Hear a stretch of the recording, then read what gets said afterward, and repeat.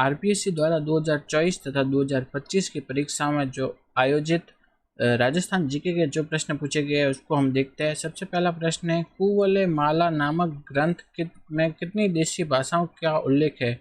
तो कुवलेमाला ग्रंथ में कितनी देशी भाषाओं का उल्लेख है? वह है 18 देशी भाषाओं का। नेक्स्ट देखते हैं, राजस्थान के एकीकरण के समय रियासतों द्वारा संघ या राज्य के निर्माण के लिए प्रयास किए गए थे, तो इसके संदर्भ में असत्य कथन बताना है। नेक्स्ट पहला देखते हैं, बीकानेर महाराजा सादुल सिंह लोहारू को विलय करने का इच्छुक थे, तो वो कहाँ को? लोहारू को विलय करने के इच्छुक थे। हाँ, ये कथन सही है। नेक्स्ट, जयपुर शासक ने संघ बनाने का कोई प्रयास नहीं किया, उन्होंने संघ बनाने का प्रयास किया था, तो ये कथन गलत हो गया। तो गलत कथन बताना है, तो आंसर हो जाएगा सेकंड। नेक्स्ट, कोटा के महाराव भीम सिंह ने हाड़ौती संघ के निर्माण के लिए प्रयास किए थे, ये भी सही है। डूंगरपुर के महाराव लक्ष्मण सिंह ने बागड़ राज्य के निर्माण के लिए प्रयास किए थे, ये भी सही है। तो गलत कथन है वो है सेकंड। नेक्स्ट देखते हैं, मार्च 1888 में वाल्टर कृत राजपूत हितकारिणी सभा का सम्मेलन कहाँ आयोजित किया गया, जिसमें मृत्यु भोज संबंधी खर्च को कम करने का प्रस्ताव पारित किया गया था? तो वो सम्मेलन आयोजित किया गया कहाँ? अजमेर में। तो राजपूत हितकारिणी सभा का किसने किया था? वो है वाल्टर। नेक्स्ट हम देखते हैं आगे, अगला प्रश्न देखते हैं,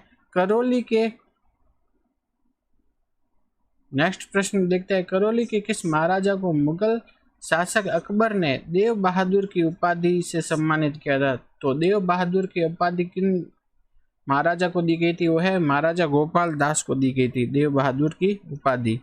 नेक्स्ट देखते हैं आगे, हम अगला प्रश्न देखते हैं कि मई 1942 में मारवाड़ लोक परिषद द्वारा प्रारंभ किया गया आंदोलन था। तो मई 1942 में जो मारवाड़ लोक परिषद है उसने कौन सा आंदोलन प्रारंभ किया था? वो है उत्तरदायी शासन आंदोलन।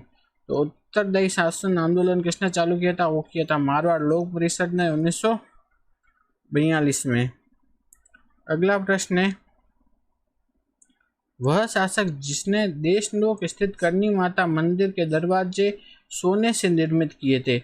तो जो देशनोक में करनी माता मंदिर है उसके जो दरवाजे हैं वो सोने से निर्मित किसने किए थे? वो किए थे अलवर के महाराजा बख्तावर सिंह ने। पूछ सकते हैं, वो अलवर के महाराजा थे, लेकिन उन्होंने कहा जो देशनोक में करनी माता का मंदिर है उनके जो मंदिर के दरवाजे हैं वो सोने से बनवाए थे। तो ये है कौन थे? अलवर के महाराजा बख्तावर सिंह। नेक्स्ट है, दिसंबर 1919 में अमृतसर कांग्रेस अधिवेशन में बिजोलिया किसान आंदोलन संबंधी प्रस्ताव किसने प्रस्तुत किया था? तो वो थे लोकमान्य तिलक ने। तो बिजोलिया किसान आंदोलन का प्रस्ताव जो अमृतसर के कांग्रेस के अमृतसर अधिवेशन में जो प्रस्तुत किया था वो किया था लोकमान्य तिलक ने किया था। नेक्स्ट है, वर्ष 1939 में किशनगढ़ प्रजामंडल के अध्यक्ष कौन थे? तो किशनगढ़ प्रजामंडल के अध्यक्ष 1939 में कौन थे? वो थे जमाल शाह। तो 1939 में जो किशनगढ़ प्रजामंडल है उसके अध्यक्ष थे वो कौन थे? वो थे जमाल शाह थे।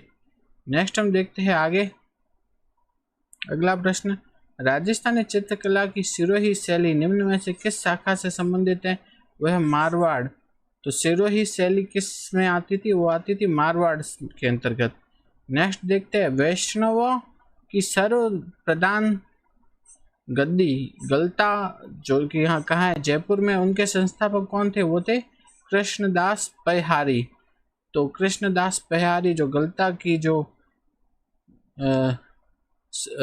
वैष्णवों की सर्वप्रधान गद्दी है गलता में, उसके संस्थापक थे कृष्णदास पहारी। नेक्स्ट देखते हैं, मयूर की आकृति होने के कारण राजस्थान के किस गढ़ को मयूर ध्वज गढ़ कहा जाता है? वह मेहरानगढ़ दुर्ग को मयूर ध्वज गढ़ कहा जाता है।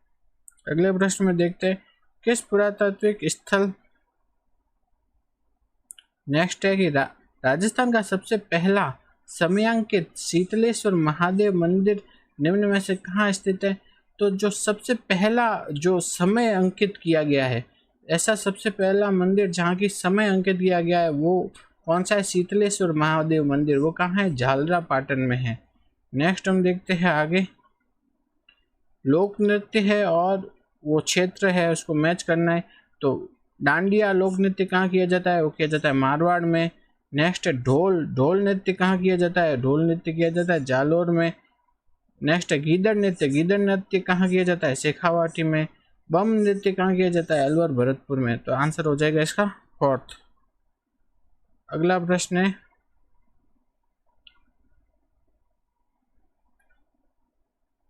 पचपदरा, सांवरला तथा कपराना खारे पानी के गर्त निम्न में से किस में पाए जाते हैं? तो ये खारे पानी के गर्त पाए जाते हैं लूनी जवाई बेसिन में। तो ये पचपदरा, कपराना ये सब का किस में पाए जाते हैं? लूनी जवाई बेसिन में।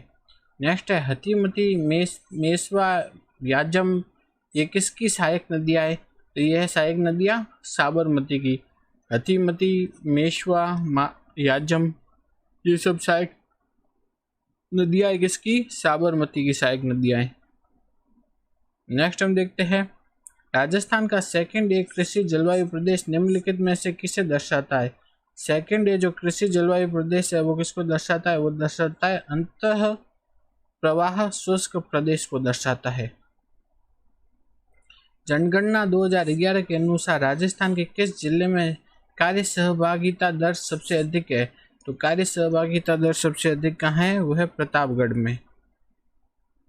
नेक्स्ट है कि कौन सा पर्वत शिखर दक्षिण अरावली में स्थित है? तो लीलागढ़। ये वाला क्वेश्चन अभी 2024-25 में 2 बार पूछा जा चुका है, इंपॉर्टेंट है। तो दक्षिण अरावली में कौन सा है? वो है लीलागढ़। तो ये याद रखना है कि लीलागढ़ कहाँ है? दक्षिण अरावली में है। नेक्स्ट है कि राजस्थान में खुली बिक्री हेतु अधिकृत बायोडीजल का प्रकार क्या है? वो है B100। अगले प्रश्न में कहा गया है BSHW जलवायु प्रदेश राजस्थान के किन क्षेत्रों में पाया जाता है? तो अरावली के पश्चिम में पाया जाता है। BSHW पाया जाता है अरावली के पश्चिम में। अगले प्रश्न में हम देखते हैं राजस्थान के निम्नलिखित में से किन जिलों में 25 मेगावाट नगरीय अपशिष्ट आधारित परियोजना स्थापित की जा रही है? तो 25 मेगावाट की नगरीय अपशिष्ट आधारित परियोजना की जा रही है, वह है पाली और बालोतरा में। तो नगरीय अपशिष्ट आधारित परियोजना कितने मेगावाट की? 25 मेगावाट की स्थापित की जाएगी। कहाँ? पाली बालोतरा में। अगला प्रश्न है जिप्सी फेरस मिट्टी मिलती है वो कहाँ मिलती है? बीकानेर में। नेक्स्ट TOFIR कार्यक्रम का संबंध है किससे है? पौधारोपण से। किससे है? पौधारोपण से इसका संबंध है। नेक्स्ट अगला प्रश्न है कपड़े के उद्योग, पहले का नाम क्या है? श्री गोपाल इंडस्ट्रीज और दूसरा है महालक्ष्मी मिल्स। तो श्री गोपाल इंडस्ट्रीज कहाँ है? कोटा में। और महालक्ष्मी मिल्स कहाँ है? यह है ब्यावर में। तो ये कहाँ कहाँ स्थित है ये बताना है। तो श्री गोपाल इंडस्ट्रीज है कोटा में और महालक्ष्मी मिल है ब्यावर में। तो आंसर 3। नेक्स्ट हम देखते हैं लवकुश वाटिका। लवकुश वाटिका क्या होता है? तो जिला स्तर पर इको टूरिज्म को बढ़ावा देने के लिए तो राजस्थान सरकार विकसित कर रही है क्या है? लवकुश वाटिका। किस लिए? जिला स्तर पर इको टूरिज्म को बढ़ावा देने के लिए विकसित करती है। अगला प्रश्न है राजस्थान के निम्नलिखित में से किन जिलों में सागवान के वन प्रमुखता से मिलते हैं? वो मिलते हैं बांसवाड़ा, डूंगरपुर, चित्तौड़ और उदयपुर। इन जिलों में सागवान के वन प्रमुखता से पाए जाते हैं। अगले प्रश्न में कहा गया है थार मरुस्थल में लाठी सीरीज के संदर्भ में निम्नलिखित में से कौन सा सही नहीं है? नहीं है बताना है, ठीक है। तो अवसादी चट्टानों से निर्मित क्षेत्र होता है, सही है।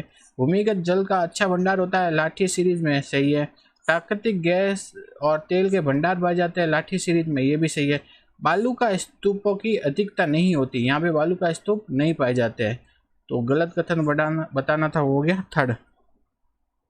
नेक्स्ट है खेरवाड़ा व ऋषभदेव ये प्रमुख उत्पादक किसके है? वह है एस्बेस्टॉस के। खेरवाड़ा और ऋषभदेव दोनों किसके प्रमुख उत्पादक है? एस्बेस्टॉस। अगले प्रश्न में है जैसलमेर में हाल ही में किए गए वार्षिक वाटर हॉल सर्वेक्षण के दौरान कितने गोडावण पक्षी देखे गए हैं? वह है 64। तो सर्वे किया गया था उसमें कितने गोडावण पक्षी मिले हैं जैसलमेर में? वो मिले 64 देखे गए हैं। आगे हम देखते हैं अगला प्रश्न। अगले प्रश्न में देखते हैं मुख्यमंत्री आयुष्मान दुर्घटना बीमा योजना के अंतर्गत एक दुर्घटना में एक परिवार के एक से अधिक सदस्य की मृत्यु होने पर कितना भुगतान दिया जाता है? वो दिया जाता है 10 लाख रुपए। यदि एक परिवार के एक से अधिक लोगों की मृत्यु हो जाए तो कितने रुपए की भुगतान दिया जाता है उनको? वो दिया जाता है 10 लाख रुपए। नेक्स्ट हम देखते हैं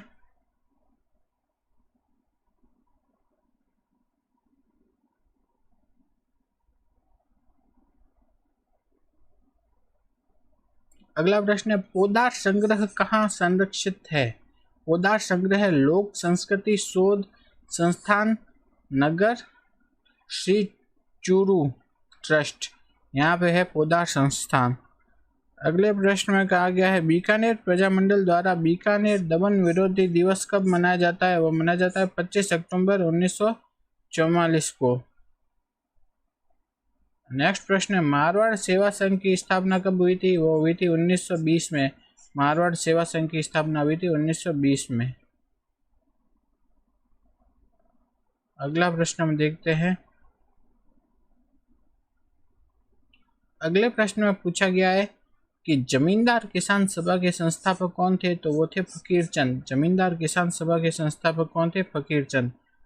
नेक्स्ट प्रश्न हम देखते हैं, शासन का संबंध किससे है? वो है भूमि से। शासन का संबंध किससे? भूमि से। किस कवि ने अंग्रेजों के समक्ष न झुकने पर सलूम्बर के रावत केसरी सिंह की प्रशंसा की है? वो कवि है राघोदास। कौन है? राघोदास ने रावत केसरी सिंह की प्रशंसा की है। नेक्स्ट हम देखते हैं, कौन सा कथन गलत है बताना है। तो नैन्सी ने मारवाड़ परगनारी विगत में 7 परगनों का वर्णन किया है। तो मारवाड़ परगनारी विगत ये किसने लिखी थी? ये लिखी है मुहनोत नैन्सी ने। और इसमें कितने परगनों का विवरण है? 7 परगनों का। इंपॉर्टेंट है, तो ये पूछा गया है अभी, परगने कितने हैं वो भी पूछा गया है, 7 परगने। ठीक है। नेक्स्ट हम देखते हैं, प्रत्येक गांव का संवत 1715 से 1719 तक का 5 वर्षीय सर्वेक्षण का विवरण दिया गया है। ये भी सही है। विगत में मेड़ता परगने का विवरण अधूरा है। नहीं, ये गलत है। तो इसका आंसर हो जाएगा, गलत बताना है तो हो जाएगा 3rd। नेक्स्ट हम देखते हैं आगे, सिरोही राज्य के साथ सन 1813 ईस्वी में संधि किसने की थी? तो वो की थी अलेक्जेंडर स्पियर्स ने की थी सिरोही के साथ संधि। अगले प्रश्न में हम देखते हैं, अगले प्रश्न में पूछा गया है, निम्न में से किनका संबंध बिजोलिया किसान आंदोलन से नहीं था? प्रेमचंद भील का संबंध था बिजोलिया आंदोलन से। गणपति लाल सुतार इनका भी संबंध था। मथुरा लाल भट्ट इनका भी संबंध था। लेकिन बंशीधर पुरोहित इनका संबंध बिजोलिया किसान आंदोलन से नहीं था। तो आंसर हो जाएगा 4th। नेक्स्ट है कि मॉन्टेग्यू चेम्सफोर्ड द्वारा शुरू की गई द्वैध शासन की अवधारणा को भारतीय प्रशासन के किस स्तर पर लागू किया गया था? वो लागू किया गया था प्रांतीय स्तर पर। कौन से स्तर पर लागू किया गया है? वो है प्रांतीय स्तर पर। नेक्स्ट हम देखते हैं, निम्न में से कौन थे जो कि चंपारण तथा बिजोलिया दोनों के किसान आंदोलनों से जुड़े हुए थे? वो है गणेश शंकर विद्यार्थी। ये बिजोलिया के किसान आंदोलन से भी संबंधित है और चंपारण के किसान आंदोलन से भी संबंधित है गणेश शंकर विद्यार्थी। अगला प्रश्न देखते हैं, किस राज्य के शासक ने 1857 की क्रांति के दौरान अपनी महारानी की सुरक्षा के लिए मेवाड़ महाराणा से सहायता मांगी थी? तो वो कौन थे जिन्होंने कि मेवाड़ के महाराणा से सहायता मांगी थी? वो थे कोटा के शासक। कहाँ के शासक थे? कोटा के शासक। अगले प्रश्न में हम देखते हैं,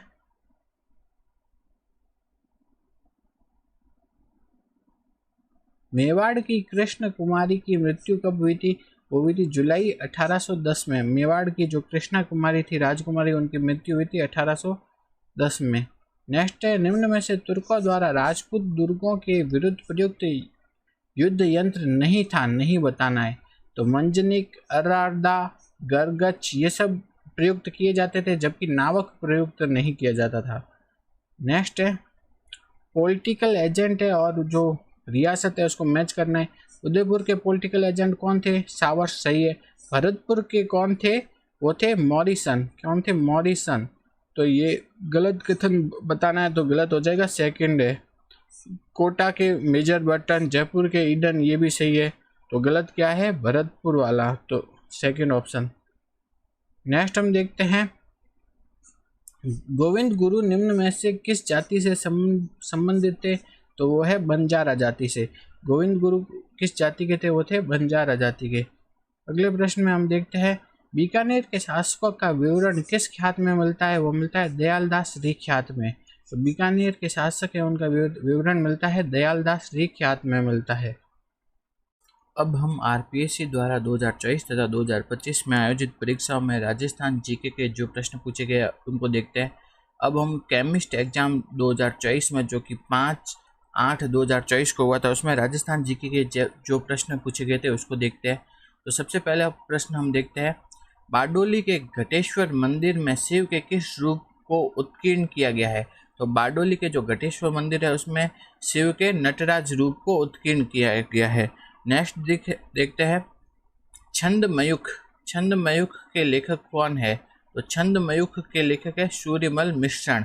छंदमयुख के लेखक है सूर्यमल मिश्रण। अगला प्रश्न है 1903 में दिल्ली में आयोजित शाही दरबार में भाग नहीं लेने वाले राजपूताना राज्य कौन सा था? तो ऐसा कौन सा राज्य था जिसने कि 1903 में जो दिल्ली में जो शाही दरबार आयोजित हुआ था उसमें भाग नहीं लिया था? वो था मेवाड़ राज्य। आगे हम देखते हैं अगला प्रश्न निम्न में से किस राजपूत राजा ने अकबर के साथ युद्ध नहीं किया?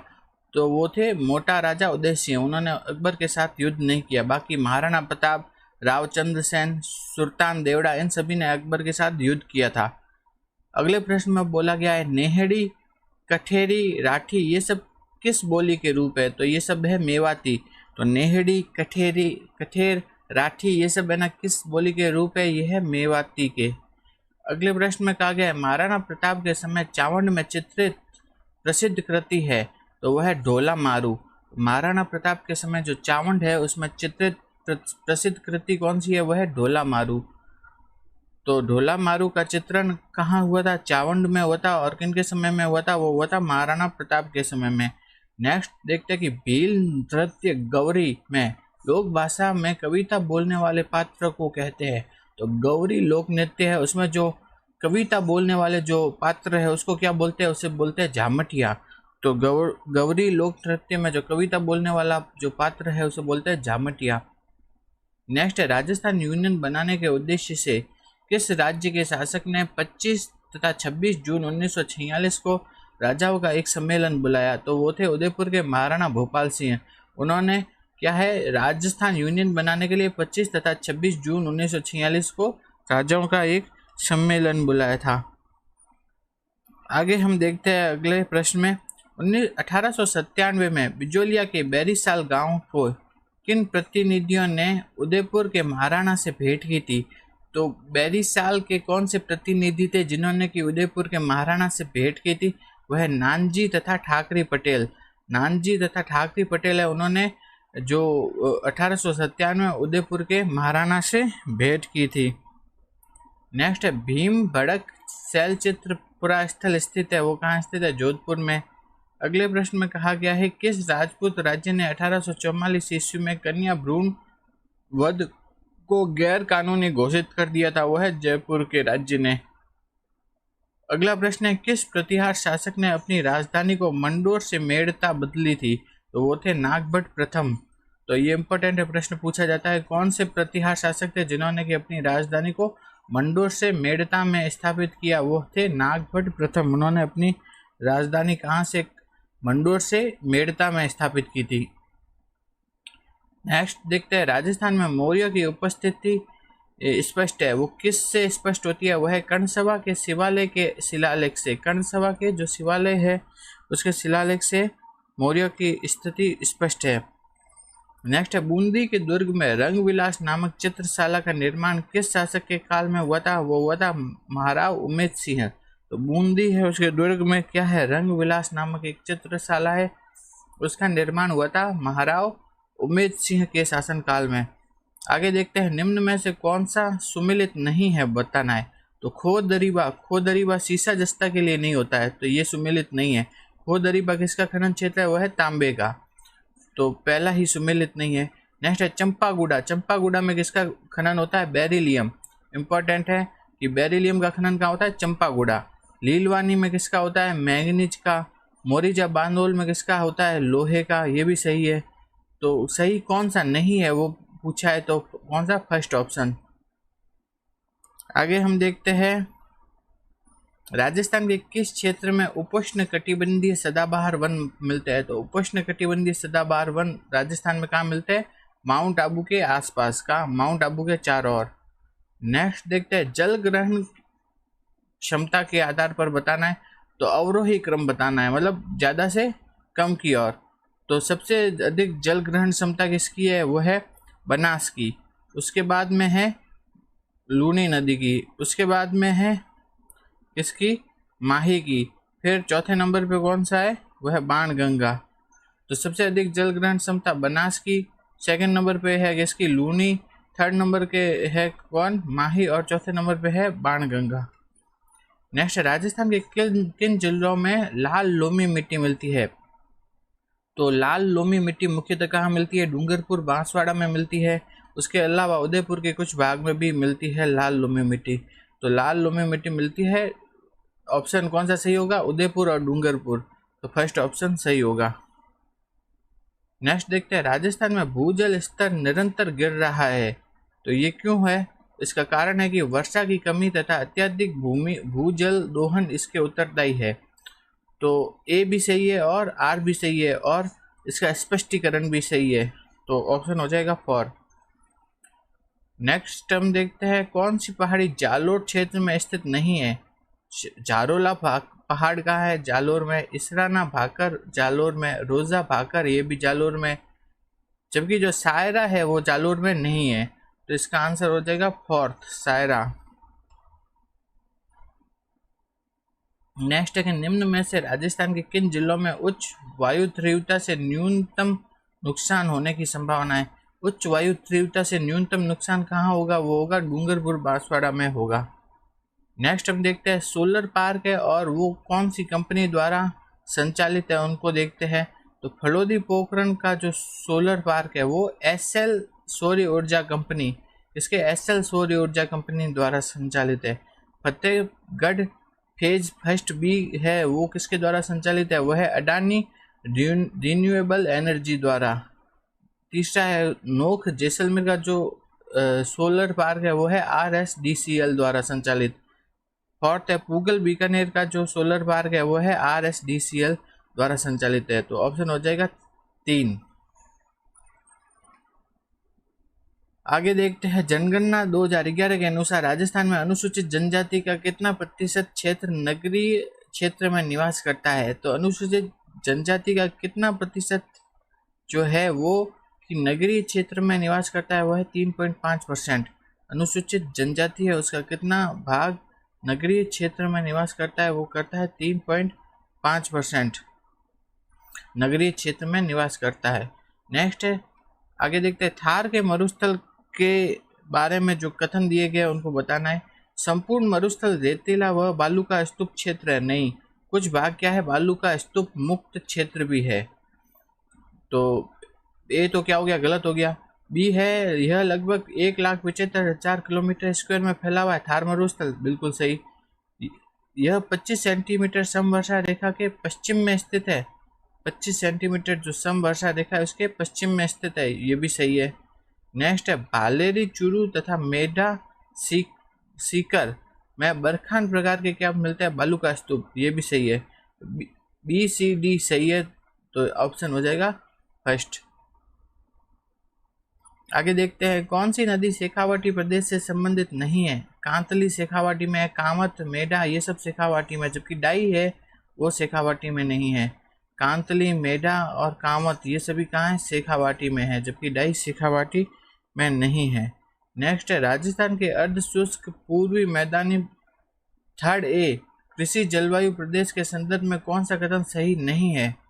तो वो हो गया मक्का, मूंगफली, ज्वार रबी की प्रमुख फसलें हैं, तो ये कथन सही नहीं है।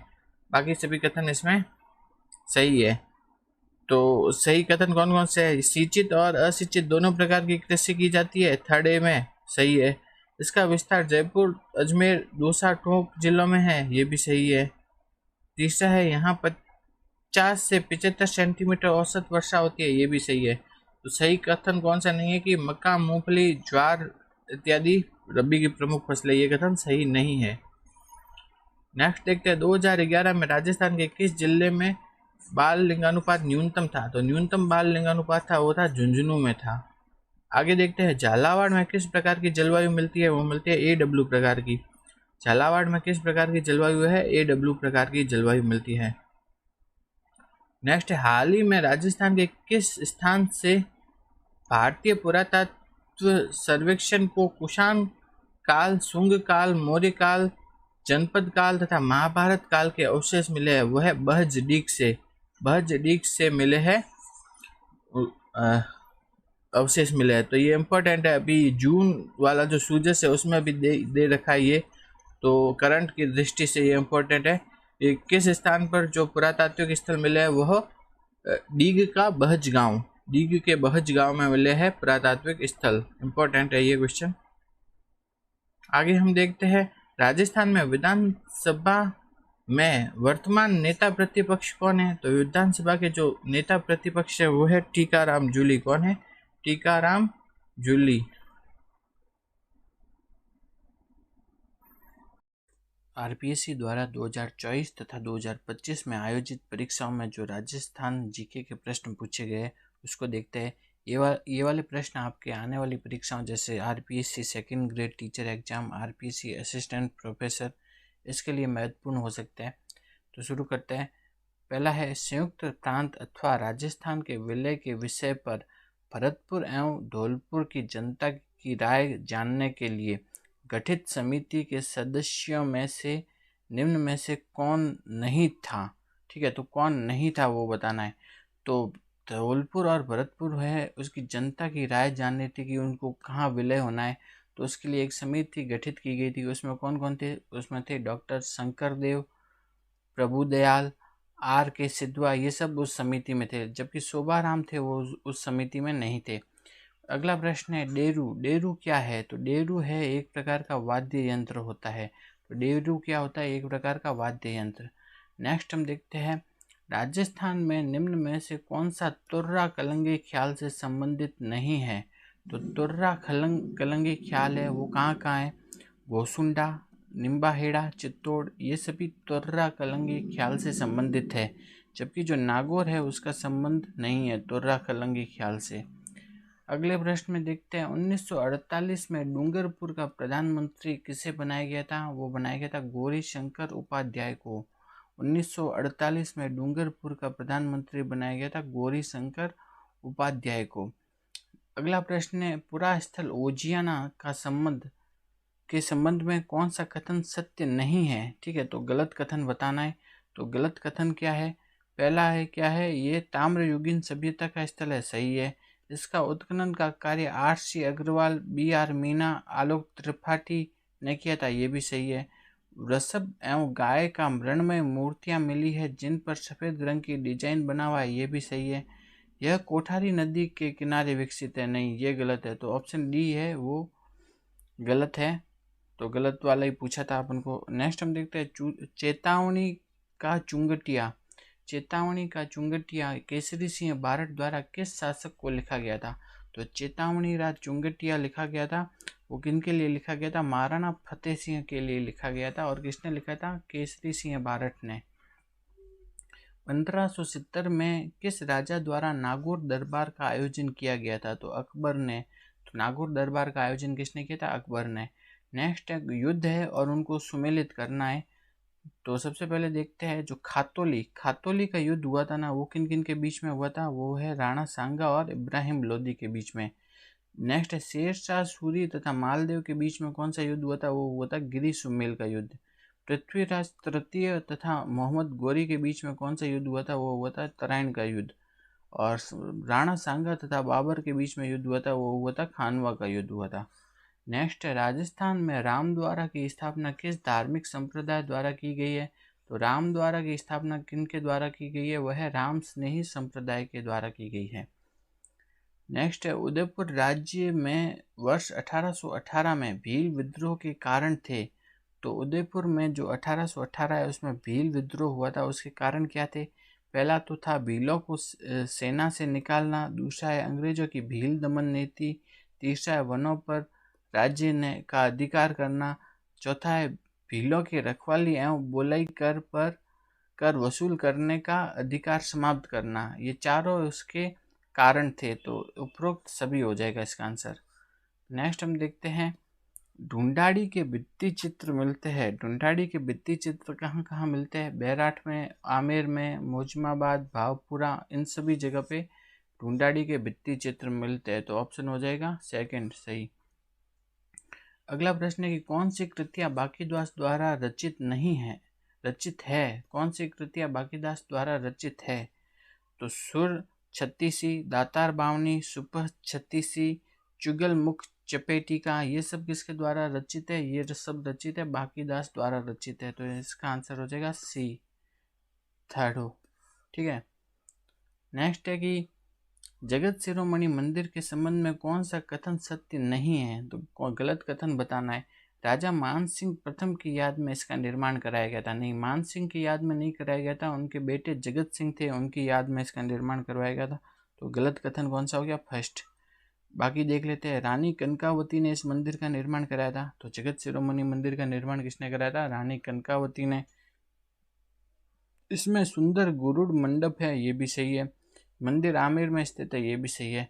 तो गलत कथन क्या है? राजा मान सिंह की याद में नहीं हुआ था इसका निर्माण हुआ था जगत सिंह की याद में। नेक्स्ट है, बिजोलिया किसान आंदोलन को समाचार पत्रों के माध्यम से पूरे उत्तर भारत में किसने प्रचलित किया या प्रचारित किया था? वह विजय सिंह पथिक ने। समाचार पत्रों के माध्यम से बिजोलिया किसान आंदोलन को प्रचारित किसने किया था? वो किया था विजय सिंह पथिक ने। नेक्स्ट है, मारवाड़ी की साहित्यिक भाषा का नाम क्या है? तो मारवाड़ी की साहित्यिक भाषा का नाम है डिंगल। मारवाड़ी की साहित्यिक भाषा है, उसका नाम है डिंगल। नेक्स्ट देखते हैं कि बनास नदी के जल ग्रहण क्षेत्र में निम्नलिखित में से किस मृदा का अधिकांश क्षेत्रफल है? तो बनास नदी के जल ग्रहण क्षेत्र में निम्न में से कौन सी मिट्टी है उसका अधिकांश क्षेत्रफल है? वह है भूरी मिट्टी। नेक्स्ट है, निम्न में से कौन सी नदी आंतरिक अपवाह का भाग नहीं है? तो आंतरिक अपवाह में कौन कौन सी आती है नदियाँ? कांतली, काकनी, घग्गर, साबी, रूपारेल।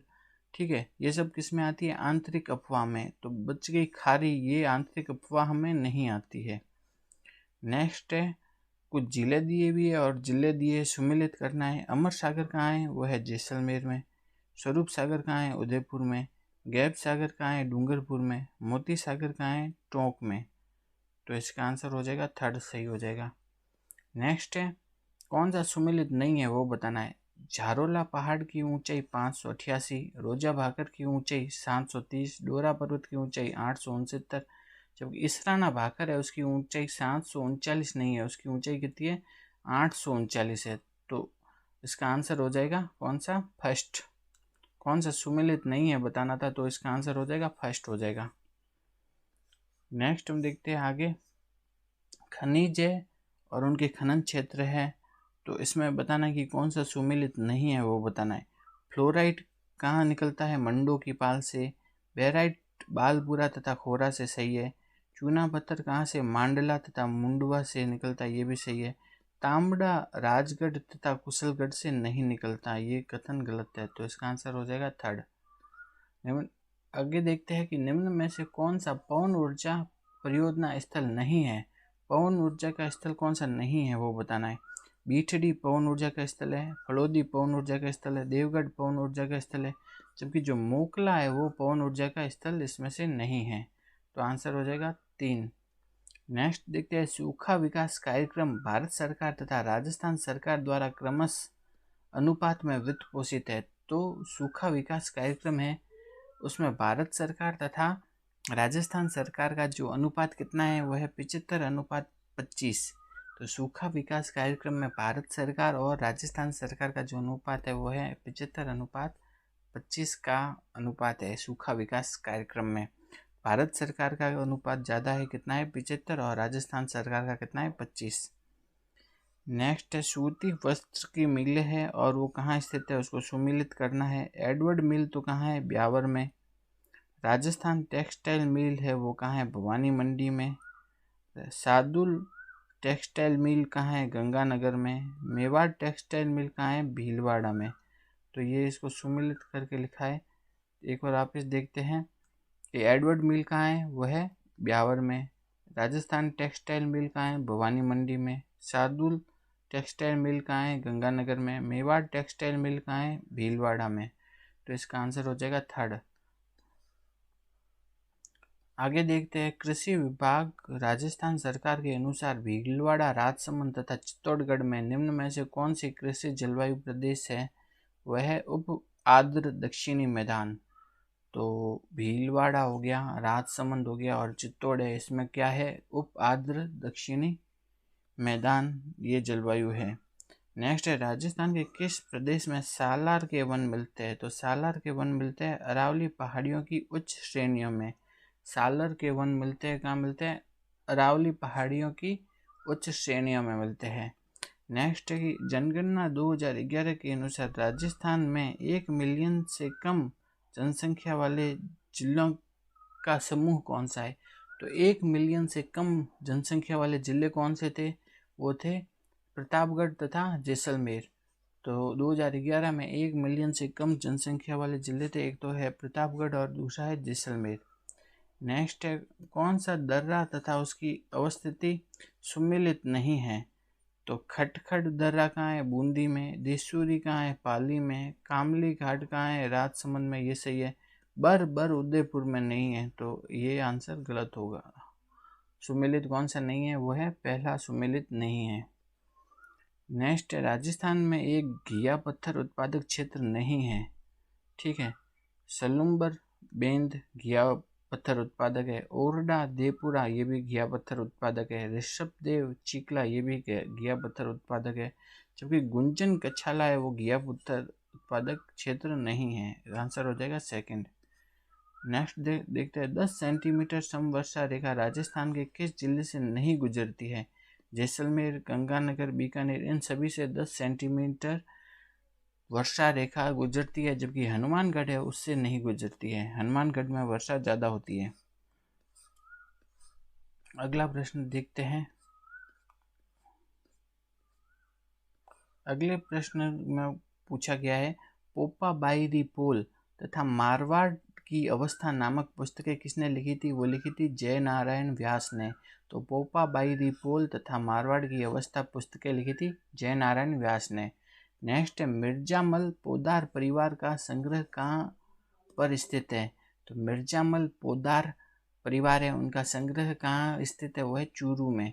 तो मिर्जामल पोदार परिवार का संग्रह है चूरू में। नेक्स्ट देखते हैं, दुर्गादास राठौड़ ने मुगलों से संघर्ष हेतु निम्नलिखित में से किस राज्य से गठबंधन किया था, मेवाड़ से। तो दुर्गादास राठौड़ ने गठबंधन किया था किससे, मेवाड़ से। नेक्स्ट है, राजस्थान में 56वां अकाल कब पड़ा था। तो 56वां अकाल पड़ा था वह 1899 से लेकर के 1900 ईस्वी के बीच में पड़ा था। तो 56वां अकाल पड़ा था 1899 और 1900 के बीच में पड़ा था। अगला प्रश्न देखते हैं हम। अगले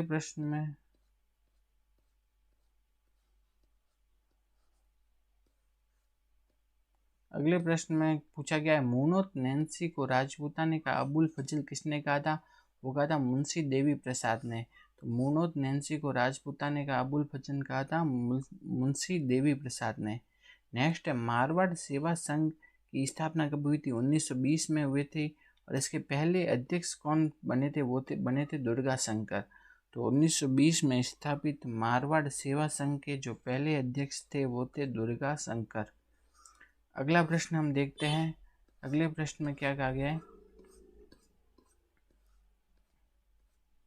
अगले प्रश्न में कहा गया है, अजमेर पर अंग्रेजों का आधिपत्य कब हुआ था।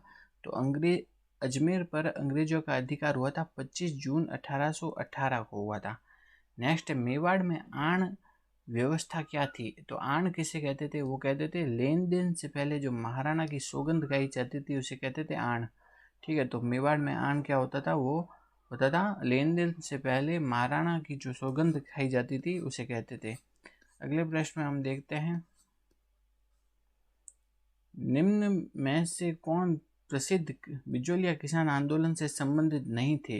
तो बिजोलिया किसान आंदोलन से कौन संबंधित नहीं थे, वो थे गोविंद गिरी। गोविंद गिरी का संबंध बिजोलिया किसान आंदोलन से नहीं था। बाकी साधु सीताराम दास, माणिक्यलाल वर्मा, विजय सिंह पथिक, इन सभी का संबंध था बिजोलिया किसान आंदोलन से। नेक्स्ट है, कौन मॉन्टेग्यू चेम्सफोर्ड समिति का सदस्य नहीं था? तो मॉन्टेग्यू चेम्सफोर्ड समिति के सदस्य कौन कौन थे? Charles Robert, sir William Duke, Bhupendranath Basu, ये तीनों तो सदस्य थे, लेकिन सर रिचर्ड स्ट्रेची इसका सदस्य नहीं था। नेक्स्ट हम देखते हैं, निम्न में से किस अधिनियम को पंडित जवाहरलाल नेहरू द्वारा दास्ता का नवीन राजपत्र कहा गया? तो दास्ता का नवीन राजपत्र कहा गया 1935 के अधिनियम को। जवाहरलाल नेहरू ने दास्ता का नवीन राजपत्र किसे कहा? 1935 के अधिनियम को।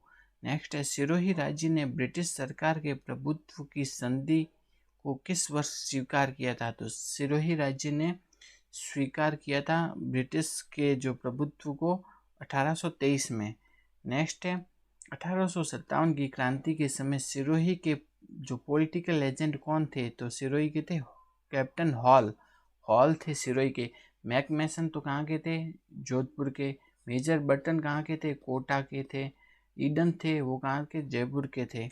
तो सिरोही के कौन थे? वो थे कैप्टन हॉल। नेक्स्ट है, 1832 में नवगठित राजपूताना एजेंसी में तत्कालीन 22 रियासतों और ठिकानों को कितने ग्रुप में रखा गया था?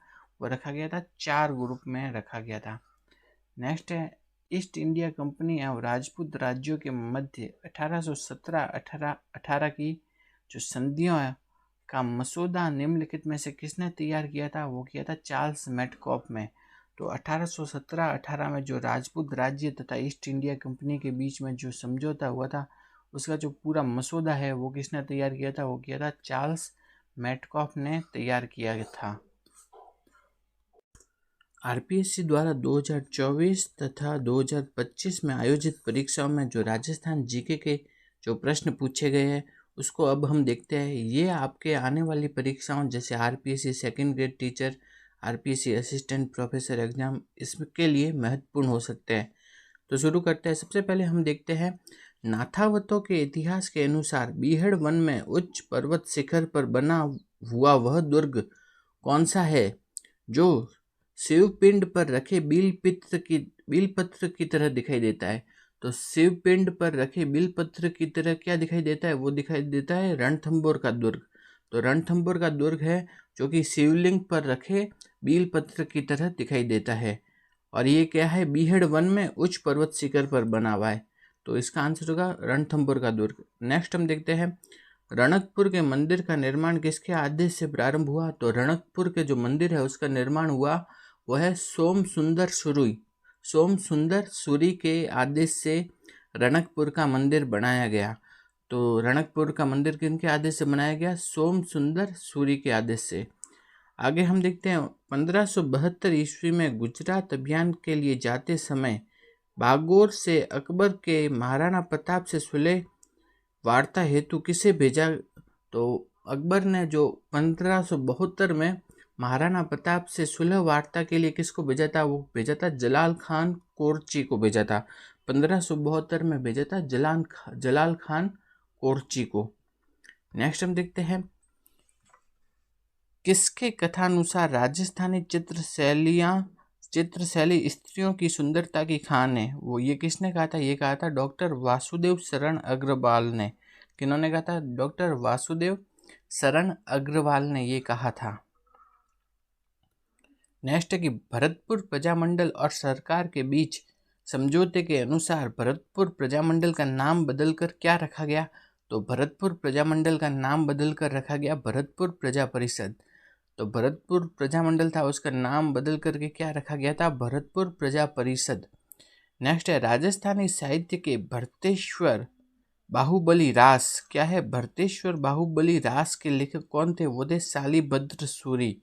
भरतेश्वर बाहुबली रास के लेखक थे वो थे शालिभद्र सूरी। नेक्स्ट है, आदिवासी क्षेत्रों में इंद्र को रिझाने के लिए महिलाएं हाथ में हथियार लेके कौन सा नृत्य करती है? वह धाड़ नृत्य करती है आदिवासी महिलाएं। ये हाथ में हथियार लेकर के किया जाता है। नेक्स्ट हम देखते हैं, बीकानेरी, बागड़ी, शेखावाटी, मेवाड़ी, खेराड़ी, गोडवाड़ी, नागौरी, देवड़ावाड़ी, ये सभी उपबोलियाँ किसकी है? ये है मारवाड़ी की उपबोलियाँ है। बीकानेरी, बागड़ी, शेखावाटी, मेवाड़ी, खेराड़ी, गोडवाड़ी, ये सब किसकी उपबोलियाँ है? मारवाड़ी की।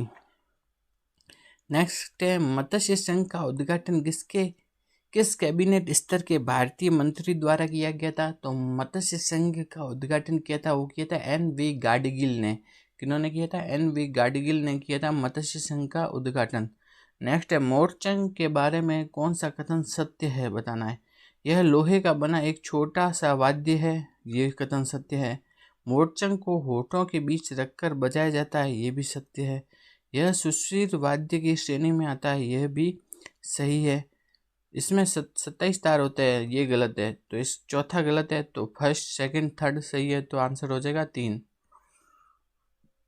नेक्स्ट है कि किस पुलिस सुप्रिटेंडेंट के आदेश से नानक भील को डाबी में 1923 में आयोजित किसान सभा में गोली मारी गई थी? तो कौन से पुलिस सुप्रिटेंडेंट थे जिन्होंने कि आदेश दिया था? वो थे इकराम हुसैन। कौन था? इकराम हुसैन। नेक्स्ट है जोगी जोगन, कान गुजरी, मियाँ बीबू पठान का संबंध निम्नलिखित में से किस ख्याल से है? वह है जयपुरी ख्याल से। इन सभी का संबंध किससे है? जयपुरी ख्याल से। नेक्स्ट है कि चौहान वंश के किस शासक ने प्रताप लंकेश्वर की उपाधि धारण की थी? वह सोमेश्वर। इंपॉर्टेंट है। तो प्रताप लंकेश्वर की उपाधि किन्होंने धारण की थी? वो थे सोमेश्वर। उन्होंने प्रताप लंकेश्वर की उपाधि धारण की थी। नेक्स्ट है कि निम्न में से कौन सी पर्वतीय चोटी दक्षिण अरावली क्षेत्र में स्थित है? तो दक्षिण अरावली में कौन सी चोटी है? वह है लीलागढ़। तो दक्षिण अरावली में कौन सी चोटी आ जाती है? लीलागढ़। नेक्स्ट है जनगणना 2011 के अनुसार 2001 से 2011 के दौरान राजस्थान के कुल नगरीय जनसंख्या में कितनी वृद्धि हुई है? तो 2001 से 2011 के बीच में जो राजस्थान की जो नगरीय जनसंख्या है उसमें वृद्धि हुई है, वो है 1.5%। 2001 से 2011 के बीच में राजस्थान की नगरीय जनसंख्या में वृद्धि हुई है, कितनी? 1.5% की वृद्धि हुई है। नेक्स्ट है कि उद्गम स्थल और नदियां हैं उनको मैच करना है। तो खमनोर की पहाड़ी से कौन सी नदी का उद्गम होता है? वो है बनास। खमनोर की पहाड़ी से उद्गम होता है, वो है बनास का। बैराठ की पहाड़ी से उद्गम होता है, वो होता है बाणगंगा का। बैराठ की पहाड़ी से किसका उद्गम होता है? बाणगंगा का। नेक्स्ट है कि खंडेला की पहाड़ी से उद्गम होता है कांतली नदी का। अगला है सेवर की पहाड़ी से उद्गम होता है किसका? साबी नदी का उद्गम होता है सेवर की पहाड़ी से। आगे देखते हैं राजस्थान में निम्नलिखित में से किन जिलों में लाल रेतीली मिट्टी पाई जाती है? लाल और रेतीली मिट्टी मिलती है जोधपुर, चूरू, झुंझुनू में। लाल रेतीली मिट्टी मिलती है जोधपुर, चूरू और झुंझुनू में मिलती है। आगे देखते हैं कि CWG राजस्थान के किस जलवायु प्रदेश का प्रतिनिधित्व करता है? तो CWG है वो है उप आर्द्र। कौन से प्रदेश को प्रतिनिधित्व करता है? उप आर्द्र प्रदेश है, उसका प्रतिनिधित्व करता है क्या? CWG। नेक्स्ट है कि गलत कथन का चुनाव करना है। मैंगनीज कांसला सही है। सीसा जस्ता कहाँ मिलता है? राजपुर दरीबा, ये भी सही है।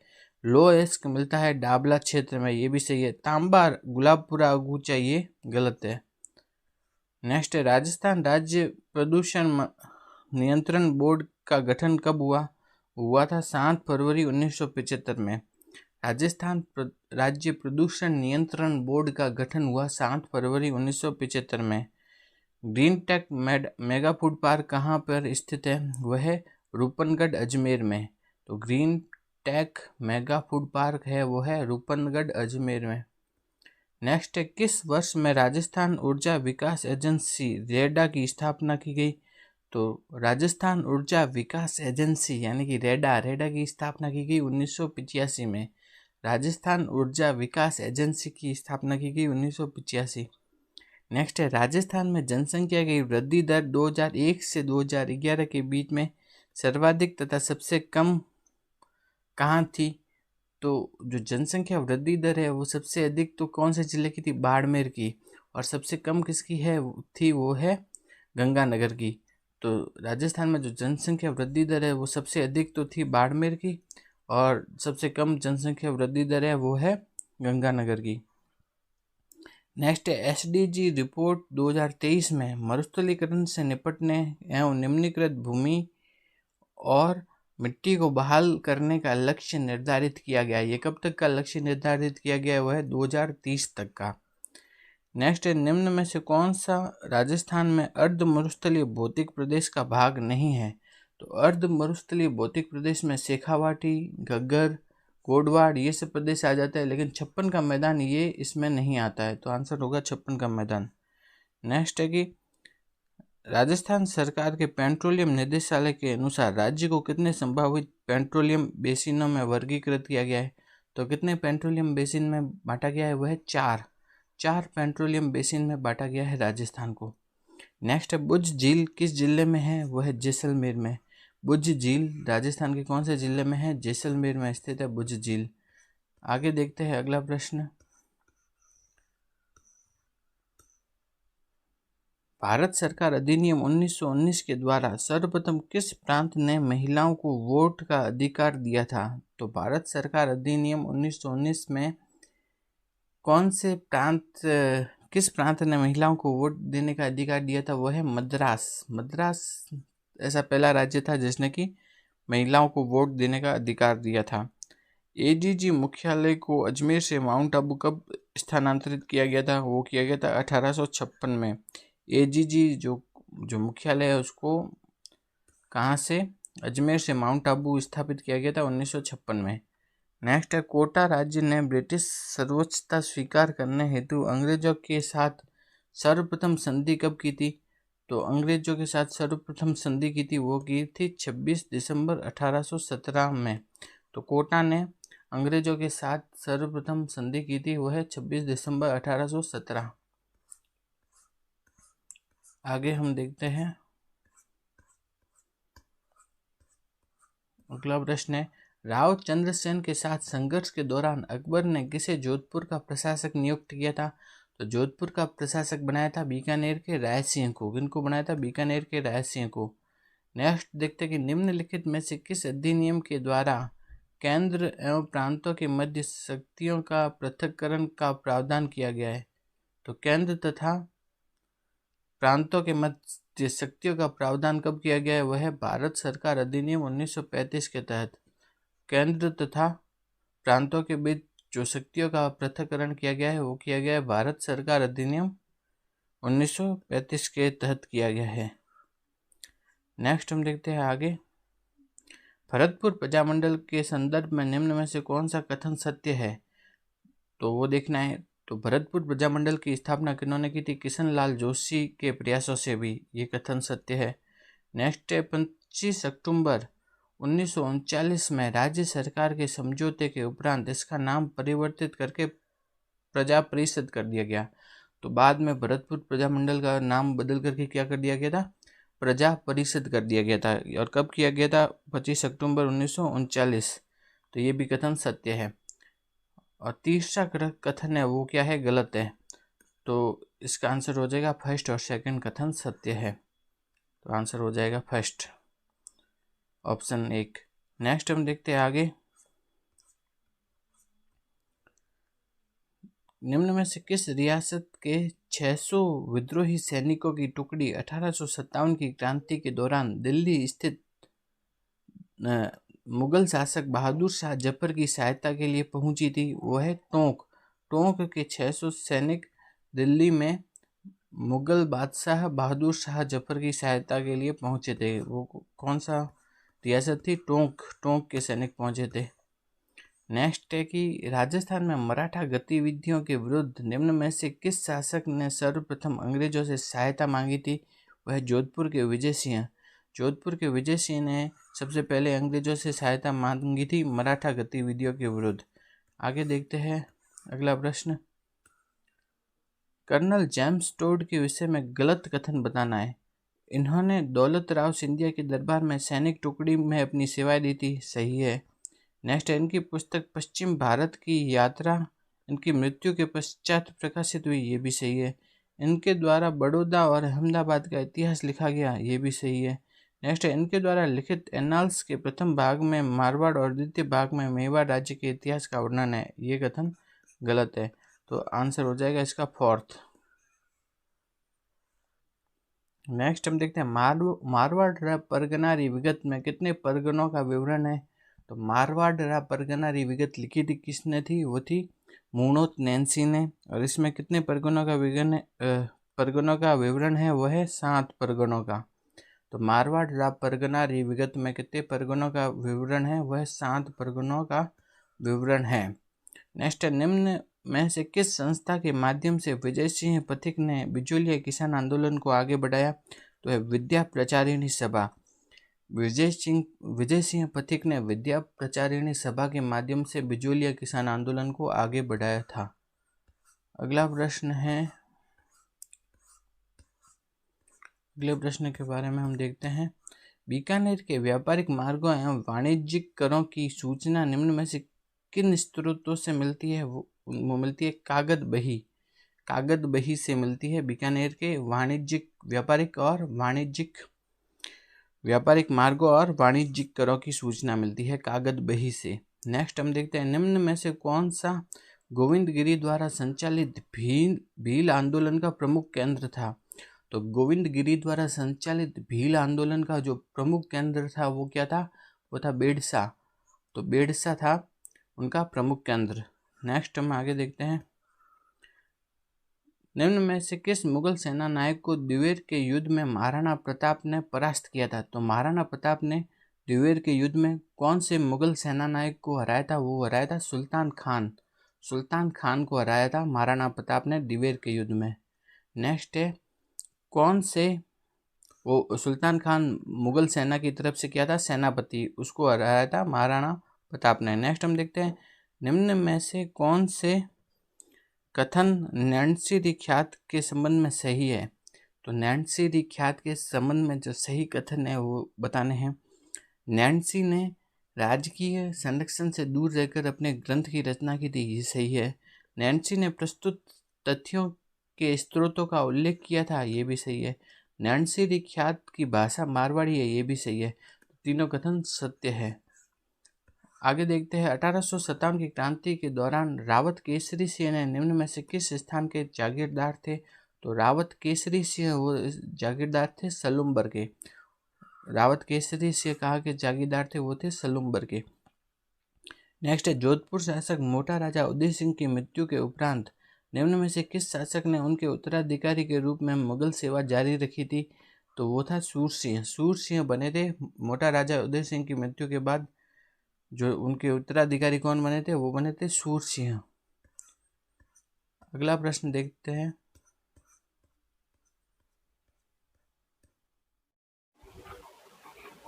अब हम गुर्जर प्रतिहार राजवंश के बारे में कुछ महत्वपूर्ण पॉइंट देखते हैं।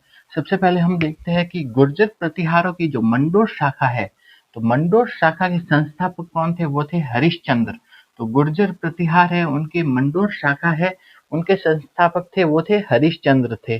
तो हरिश्चंद्र थे, उनका दूसरा नाम क्या था, रोहिलदी। तो ये प्रश्न बहुत बार पूछा जाता है कि रोहिलदी किनका नाम था, वो था हरिश्चंद्र का। गुर्जर प्रतिहारों की मंडोर शाखा के संस्थापक थे हरिश्चंद्र और उनका दूसरा नाम क्या था, रोहिलदी। नेक्स्ट हम देखते हैं, मंडोर के प्रतिहारों की वंशावली किससे प्रारंभ होती है। तो ये सीधा प्रश्न पूछा जाता है कि मंडोर के प्रतिहार है, उनकी वंशावली किनसे प्रारंभ होती है, वो है रज्जिल से। तो ये रज्जिल हरिश्चंद्र के पुत्र थे, तो इनसे मंडोर के प्रतिहारों की वंशावली प्रारंभ होती है। तो मंडोर के प्रतिहारों की वंशावली प्रारंभ होती है रज्जिल से। नेक्स्ट हम देखते हैं, कौन से शासक ने अपनी राजधानी मंडोर की जगह मेड़ता स्थापित की थी। तो ऐसे कौन से गुर्जर प्रतिहार शासक थे जिन्होंने की अपनी राजधानी मंडोर से हटाकर कहाँ स्थापित की थी, मेड़ता में स्थापित की थी। वो थे नागभट्ट प्रथम थे, जिनका दूसरा नाम क्या है, नाहड़। ठीक है, इन्हें नाहड़ भी कहा जाता है। तो ऐसे गुर्जर प्रतिहार शासक जिन्होंने अपनी राजधानी मंडोर से हटाकर कहाँ स्थापित की थी, मेड़ता स्थापित की थी, वो थे नागभट्ट प्रथम या नाहड़। नेक्स्ट हम देखते हैं, वल मंडल के भाटी देवराज को युद्ध में किन्होंने हराया था, वो हराया था सीलुक ने। वल मंडल यानी जैसलमेर के भाटी देवराज को युद्ध में परास्त किया था, वो किया था सीलुक ने। नेक्स्ट हम देखते हैं मुंगेर के जो त्रिपक्षीय युद्ध में बंगाल के शासक धर्मपाल को किन्होंने हराया था? तो वो हराया था कक ने। किन्होंने? कक ने। मुंगेर के त्रिपक्षीय युद्ध में बंगाल के शासक धर्मपाल को परास्त किया था किन्होंने? कक ने। कक है वो गुर्जर प्रतिहारों की जो भीनमाल शाखा है उसके जो नागभट्ट द्वितीय है उसके सामंत थे। तो कक किसकी तरफ से युद्ध लड़ रहे थे? वो गुर्जर प्रतिहारों की जो भीनमाल शाखा के नागभट्ट द्वितीय की तरफ से युद्ध लड़ रहे थे और उन्होंने मुंगेर के त्रिपक्षीय युद्ध में बंगाल के शासक धर्मपाल को परास्त किया था। नेक्स्ट हम देखते हैं जोधपुर शिलालेख, वो किन्होंने लिखाया था? वो लिखाया था बाउका ने। जोधपुर शिलालेख लिखाया था बाउका ने। नेक्स्ट हम देखते हैं रोहिंस कूप, या इसे क्या भी कहते हैं? गटियाला। गटियाला के समीप हाट बाजार का निर्माण किन्होंने करवाया था? वो कराया था कक्कुक ने। गटियाला या रोहिंस कूप के समीप हाट बाजार का निर्माण कराया था? वो कराया था कक्कुक ने। और गटियाला अभिलेख भी किन्होंने लिखाया था? वो लिखाया था कक्कुक ने। तो रोहिंस कूप या गटियाला के समीप हाट बाजार का निर्माण कराया था वो करवाया था कक्कुक ने, और गटियाला अभिलेख भी लिखाया था कक्कुक ने। अब हम आरपीएससी द्वारा 2025 में आयोजित परीक्षाओं में जो राजस्थान ज्योग्राफी और इकोनॉमी के जो प्रश्न पूछे गए उनको देख लेते हैं। तो सबसे पहले हम देखते हैं दिसंबर 2024 तक राजस्थान में सड़कों का घनत्व कितना था? तो दिसंबर 2024 तक जो राजस्थान है उसमें सड़कों का घनत्व था वह 92.66 किलोमीटर प्रति 100 किलोमीटर स्क्वायर। तो 2 दिसंबर 2024 तक राजस्थान में सड़कों का घनत्व था वो था 92.66 किलोमीटर है प्रति 100 किलोमीटर स्क्वायर में। तो दिसंबर 2024 तक राजस्थान में सड़कों का घनत्व कितना था? 92.66 किलोमीटर। नेक्स्ट हम देखते हैं राजस्थान में सड़कों की कुल लंबाई कितनी थी? तो राजस्थान में सड़कों की कुल लंबाई है 3,17,121 किलोमीटर। तो दिसंबर 2024 में जो राजस्थान में सड़कों की कुल लंबाई है वो है 3,17,121 किलोमीटर है राजस्थान में सड़कों की कुल लंबाई। इसमें से राष्ट्रीय राजमार्ग की लंबाई कितनी है? वो है 10,790 किलोमीटर, जबकि राज्य राजमार्ग की लंबाई है वो है 17,376 किलोमीटर, और जबकि ग्रामीण सड़कों की लंबाई है वो है 2,06,318 किलोमीटर। तो राजस्थान में दिसंबर 2024 तक सड़कों का घनत्व था वो था 92.66 किलोमीटर प्रति 100 किलोमीटर स्क्वायर में, और जबकि राजस्थान में दिसंबर 2024 तक सड़कों की कुल लंबाई कितनी थी? वो थी 3,17,121 किलोमीटर। नेक्स्ट है कि राजस्थान में राष्ट्रीय राजमार्ग की लंबाई है उसमें से वह है 10,790 किलोमीटर, राज्य राजमार्ग की लंबाई है 17,376 किलोमीटर, जबकि ग्रामीण सड़कों की लंबाई है 2,06,318 किलोमीटर है। नेक्स्ट हम देखते हैं 2001 से 2011 के बीच में राजस्थान के जनसंख्या घनत्व में कितनी वृद्धि हुई? तो 2001 से लेकर के 2011 के बीच में जो राजस्थान का जो जनसंख्या घनत्व है उसमें वृद्धि कितनी हुई? तो वृद्धि हुई कितनी? 35 की वृद्धि हुई है। तो 2001 में तो राजस्थान का जो जनसंख्या घनत्व था वो कितना था? 165 व्यक्ति प्रति वर्ग किलोमीटर। तो 165 व्यक्ति प्रति वर्ग किलोमीटर था 2001 में राजस्थान का जनसंख्या घनत्व, जबकि 2011 में राजस्थान का जनसंख्या घनत्व कितना हो गया? 200 व्यक्ति प्रति वर्ग किलोमीटर। तो 2001 में तो था 165 व्यक्ति प्रति वर्ग किलोमीटर, जबकि 2011 में हो गया 200 व्यक्ति प्रति वर्ग किलोमीटर इसका जनसंख्या घनत्व हो गया। तो वृद्धि कितनी हो गई? 35 की वृद्धि हो गई। 2001 से 2011 के बीच में राजस्थान के जनसंख्या घनत्व में वृद्धि हुई कितनी? 35 की वृद्धि हुई। नेक्स्ट हम देखते हैं 2022-23 में गेहूं के उत्पादन में कौन से जिलों ने अग्रणी है वो देखते हैं। सबसे पहले आगे कौन है? हनुमानगढ़, उसके बाद है गंगानगर, फिर चित्तौड़ और फिर बूंदी। तो गेहूं के उत्पादन का जो क्रम है सबसे अधिक गेहूं कहाँ होता है? हनुमानगढ़, फिर गंगानगर में, फिर चित्तौड़ में और फिर बूंदी में। तो सबसे पहले देखते हैं श्रीराम सीमेंट। श्रीराम सीमेंट कहाँ पे स्थापित है? वो है कोटा में। तो श्रीराम सीमेंट कहाँ है? कोटा में। नेक्स्ट देखते हैं एसीसी सीमेंट। एसीसी सीमेंट कहाँ है? वो है बूंदी में। एसीसी सीमेंट है बूंदी में। अगला है मंगलम सीमेंट। मंगलम सीमेंट कहाँ स्थित है? वो है कोटा में स्थित है। मंगलम सीमेंट है कोटा में। नेक्स्ट है जेके लक्ष्मी सीमेंट। जेके लक्ष्मी सीमेंट कहाँ है? सिरोही में है। जेके लक्ष्मी सीमेंट कहाँ है? सिरोही में। नेक्स्ट है बिरला सीमेंट। बिरला सीमेंट कहाँ है? चित्तौड़ में। बिरला सीमेंट कहाँ है? चित्तौड़ में। नेक्स्ट है जेके सीमेंट। जेके सीमेंट है निम्बाहेड़ा में। तो जेके लक्ष्मी सीमेंट तो कहाँ है? सिरोही में, जबकि जेके सीमेंट कहाँ है? निम्बाहेड़ा में। जेके लक्ष्मी सीमेंट तो है सिरोही में और जेके सीमेंट है निम्बाहेड़ा में। नेक्स्ट है आदित्य सीमेंट। आदित्य सीमेंट कहाँ स्थापित है? वो है चित्तौड़ में। कहाँ है? चित्तौड़ में। और श्री सीमेंट कहाँ स्थापित है? वो है ब्यावर में। तो ये पूछा गया है अभी RPSC first grade teacher exam में। श्री सीमेंट कहाँ है? कोटा में है। आदित्य सीमेंट कहाँ है? चित्तौड़ में। जेके लक्ष्मी सीमेंट है सिरोही में है। एसीसी सीमेंट कहाँ है? बूंदी में स्थित है। नेक्स्ट देखते हैं खनिज और वो कहाँ मिलते हैं वो, तो नाथ की रेरी, नाथ की नेरी, ठीक है। तो ये कहाँ स्थित है? भीलवाड़ा में स्थित है। तो नाथ की नेरी ये स्थान है जो कि कहाँ स्थित है? भीलवाड़ा में। और यहाँ पे कौन सा खनिज प्राप्त होता है? यहाँ पे अब्रक। यहाँ पे क्या निकलता है? अब्रक निकलता है, ठीक है। तो नाथ की नेरी ये किसके लिए प्रसिद्ध है? यह अब्रक के लिए प्रसिद्ध है और कहाँ स्थित है? भीलवाड़ा में। इंपॉर्टेंट है। तो नाथ की नेरी कहाँ है? भीलवाड़ा में। और किसके लिए प्रसिद्ध है? अब्रक के लिए। तो नेक्स्ट है काला खूटा, लीलवानी, तलवाड़ा, ये सभी स्थान कहाँ स्थित है? बांसवाड़ा में स्थित है। और यहाँ पे कौन से खनिज का खनन होता है? वो है मैंगनीज। यहाँ पे कौन सा खनिज का खनन होता है? मैंगनीज का। तो काला खूटा, लीलवानी, तलवाड़ा कहाँ स्थित है? बांसवाड़ा में। और यहाँ पे कौन से खनिज का खनन होता है? वो है मैंगनीज। नेक्स्ट है खोदरीबा, थानागाजी, कुशलगढ़, सेनपरी, भगत का बास, ये सभी कहाँ स्थित है? अलवर में। तो खोदरीबा, थानागाजी, कुशलगढ़, सेनपरी, भगत का बास ये सभी है अलवर में। और यहाँ पे कौन से खनिज का खनन होता है? वो है तांबे का। यहाँ पे किसका खनन होता है? तांबे का। नेक्स्ट है रामपुरा अगूचा तथा गुलाबपुरा, ये कहाँ स्थित है? भीलवाड़ा में स्थित है। और यहाँ पे किसका खनन होता है? सीसा जस्ता का। तो नाथ की नेरी कहाँ है? भीलवाड़ा में, अब्रक के लिए प्रसिद्ध है। काला खूटा, लीलवानी, तलवाड़ा कहाँ है? बांसवाड़ा में और मैंगनीज के लिए प्रसिद्ध है। खोदरीबा, थानागाजी, कुशलगढ़, सेनपरी तथा भगत का बास ये कहाँ है? अलवर में और ये तांबे के लिए प्रसिद्ध है। रामपुरा अगुचा तथा गुलाबपुरा कहाँ है? भीलवाड़ा में और ये सीसा जस्ता के लिए प्रसिद्ध है। तो सबसे पहले हम देखते हैं मध्य अरावली। तो मध्य अरावली के अंतर्गत कौन कौन सी पहाड़ियां आती है? तो पहला तो क्या गया? तारागढ़ और दूसरा नाग पहाड़। इम्पोर्टेंट है, पूछा जाता है बार बार कि निम्न में से कौन सी पहाड़ी है जो कि मध्य अरावली के अंतर्गत आती है? एक तो तारागढ़ और दूसरा नाग पहाड़। ये दोनों कहाँ स्थित है? ये दोनों स्थित है अजमेर में। अजमेर में स्थित है। और ये किसके अंतर्गत आती है? ये आती है मध्य अरावली के अंतर्गत। एक तो हो गई तारागढ़ और दूसरी हो गई नाग पहाड़। ये दोनों किस में आती है? मध्य अरावली में। और ये स्थित है अजमेर में।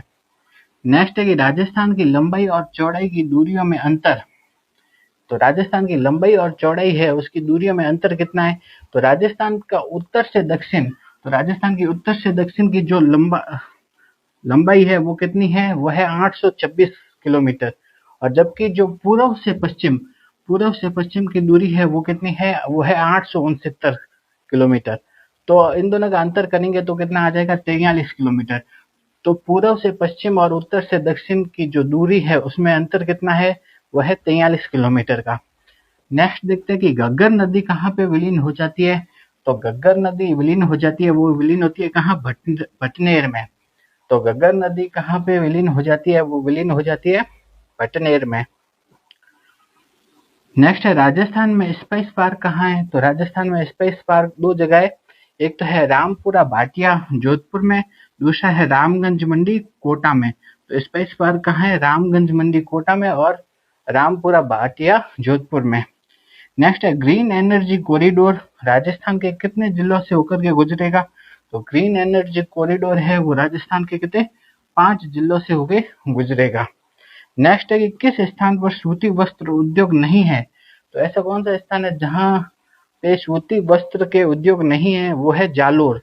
जालोर में कोई भी सूती वस्त्र का उद्योग नहीं है। तो सबसे पहले हम देखते हैं राजस्थान का लिंगानुपात। 2011 की जनगणना के अनुसार राजस्थान का लिंगानुपात कितना है? वह है 928। तो 2011 की जनगणना के अनुसार जो राजस्थान का जो लिंगानुपात है वो कितना है? 928 है। नेक्स्ट है, अब ये प्रश्न पूछा गया था आपके 2025 में एक एग्जाम में पूछा गया था, राजस्थान में ऐसे जिलों की संख्या जिनका लिंगानुपात राजस्थान के औसत लिंगानुपात से अधिक है। तो ऐसे जिले जिनका कि लिंगानुपात राजस्थान का जो औसत लिंगानुपात है यानी 928 है तो उससे अधिक है। तो 928 से अधिक लिंगानुपात वाले जिलों की संख्या कितनी है? वह है 18 जिले। तो 928 से अधिक लिंगानुपात वाले जिलों की संख्या है वो कितनी है? 18। जबकि ऐसे जिलों की संख्या जिनका कि लिंगानुपात राजस्थान के औसत लिंगानुपात से कम है यानी 928 से कम है, 928 से कम लिंगानुपात वाले जिलों की संख्या कितनी होगी? 15। तो ये हम देख रहे हैं, ये 2011 की जनगणना के अनुसार देख रहे हैं। तो उस टाइम कितने 33 जिले थे, तो 18 जिलों का लिंगानुपात तो क्या हो गया? 928 से अधिक। और जबकि 15 जिलों का लिंगानुपात क्या हो गया? 928 से कम हो गया। तो ये अब इस टाइप के क्वेश्चन अभी ज्यादा पूछे जाने लग गए हैं कि ऐसे जिले जिनका कि लिंगानुपात 928 से अधिक है उनकी संख्या थी 18, और ऐसे जिले जिनका लिंगानुपात 928 से कम है उनकी संख्या है 15। नेक्स्ट है, उस टाइप का हम बाल लिंगानुपात में भी देख लेते हैं। तो राजस्थान का बाल लिंगानुपात कितना है? वह है 888। तो राजस्थान का बाल लिंगानुपात कितना है? वह है 888। तो 888 से अधिक बाल लिंगानुपात वाले जिलों की संख्या वो कितनी है? 21। तो 888 से यानी कि राजस्थान के औसत बाल लिंगानुपात से अधिक बाल लिंगानुपात वाले जिलों की संख्या कितनी होगी? 21। जबकि राजस्थान के औसत बाल लिंगानुपात यानी कि 888 से कम बाल लिंगानुपात वाले जिलों की संख्या होगी 12। तो 888 से अधिक बाल लिंगानुपात वाले जिलों की संख्या 21 और 888 से कम बाल लिंगानुपात वाले जिलों की संख्या 12 होगी। नेक्स्ट हम देखते हैं राजस्थान का जनसंख्या घनत्व कितना है। तो राजस्थान का जनसंख्या घनत्व है 200 व्यक्ति प्रति वर्ग किलोमीटर। तो राजस्थान का जनसंख्या घनत्व है 200 व्यक्ति प्रति वर्ग किलोमीटर। तो 200 से अधिक जनसंख्या घनत्व वाले जिलों की संख्या कितनी है? 18। और 200 से कम जनसंख्या घनत्व वाले जिलों की संख्या कितनी है? 15। ये उसके समान ही आ गया, लिंगानुपात के समान। ठीक है, तो राजस्थान का जो औसत जनसंख्या घनत्व है यानी कि 200 से अधिक जनसंख्या घनत्व वाले जिलों की संख्या होगी 18, और राजस्थान का औसत जनसंख्या घनत्व है यानी कि 200 से कम जनसंख्या घनत्व वाले जिलों की संख्या होगी 15। Vishwakarma skill institute. तो राजस्थान में विश्वकर्मा स्किल इंस्टीट्यूट कहाँ पे स्थापित किया जाएगा? वो किया जाएगा कोटा में। तो राजस्थान में विश्वकर्मा स्किल इंस्टीट्यूट स्थापित किया जाएगा कोटा में। नेक्स्ट है गौरी देवी कला केंद्र। तो राजस्थान में गौरी देवी कला केंद्र की स्थापना कहाँ की जाएगी? वो की जाएगी बीकानेर में। तो राजस्थान में गौरी देवी कला केंद्र की स्थापना की जाएगी बीकानेर। नेक्स्ट है कि राजस्थान में स्टोन पार्क कहाँ कहाँ पे बनेंगे? तो राजस्थान में जो स्टोन पार्क है वो पहला तो बनेगा निम्बाहेड़ा चित्तौड़ में और दूसरा है बूंदी में। तो राजस्थान में स्टोन पार्क कहाँ पे स्थापित किए जाएंगे? पहला है निम्बाहेड़ा चित्तौड़ में और दूसरा है बूंदी में। नेक्स्ट है राजस्थान में डिजास्टर रिकवरी डाटा सेंटर। तो राजस्थान में डिजास्टर रिकवरी डाटा सेंटर कहाँ पे स्थापित किया जाएगा? वो किया जाएगा जोधपुर में। राजस्थान में डिजास्टर रिकवरी डाटा सेंटर स्थापित किया जाएगा जोधपुर में। नेक्स्ट है कि राजस्थान में सेंटर ऑफ एक्सीलेंस फॉर मेज, मक्का के लिए सेंटर ऑफ एक्सीलेंस कहाँ पे स्थापित किया जाएगा? वो किया जाएगा बांसवाड़ा में। राजस्थान में मक्का के लिए सेंटर ऑफ एक्सीलेंस स्थापित किया जाएगा बांसवाड़ा में। नेक्स्ट है कि centre of excellence for honey bee keeping.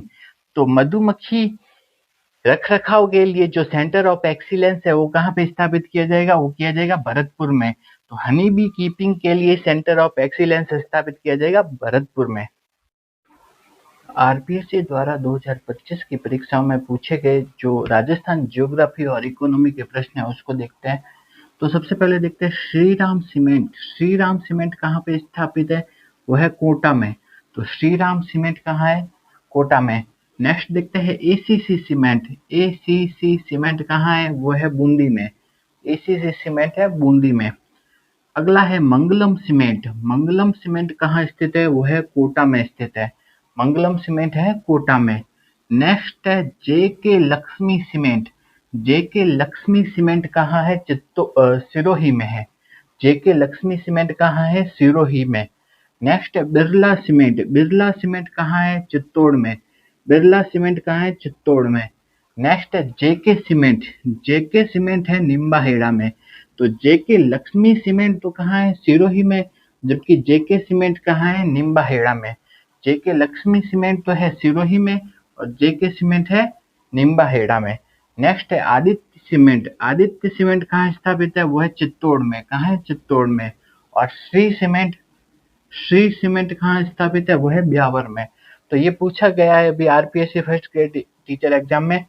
Shri cement कहाँ है? कोटा में है। आदित्य सीमेंट कहाँ है? चित्तौड़ में। जेके लक्ष्मी सीमेंट है सिरोही में है। एसीसी सीमेंट कहाँ है? बूंदी में स्थित है।